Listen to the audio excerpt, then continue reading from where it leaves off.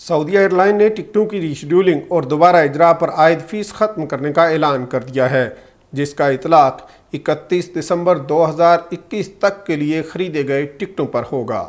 فضائی کمپنیاں سعودیہ کی جانب سے جاری بیان میں کہا گیا ہے کہ وہ ٹکٹ جو 24 جنوری سے 18 دسمبر 2020 تک کے لیے جاری کرائے گئے تھے مگر استعمال نہ ہو سکے، ان کی ری بکنگ یا روٹ کی تبدیلی کی سہولت ایک بار دی جائے گی، جس کے لیے اضافی چارجز وصول نہیں کیے جائیں گے۔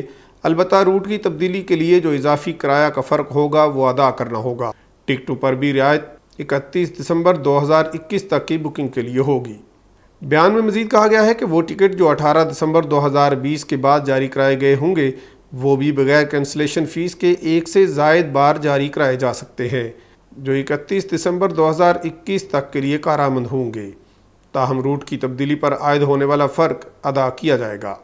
وہ ٹکٹ جنہیں استعمال نہیں کیا گیا ان کی ری فنڈنگ کی پالیسی کے تحت رقم لوٹائی جائے گی، جس میں ٹیکس کی رقم شامل نہیں ہوگی جو ناقابل واپسی ہوتی ہے۔ ایسے کنفرم ٹکٹ جن کی بکنگ 27 اپریل 2021 سے 31 مئی 2021 تک کے لیے ہوگی وہ بھی ری شیڈول کرائے جا سکتے ہیں، تاہم روٹ کی تبدیلی کی صورت میں فرق ادا کرنا ہوگا۔ ٹکٹوں کی ری شیڈولنگ اور ری فنڈنگ کی یہ سہولت کرونا وائرس کی صورتحال کے پیش نظر سول ایویشن کی ہدایات کی روشنی میں دی جا رہی ہے۔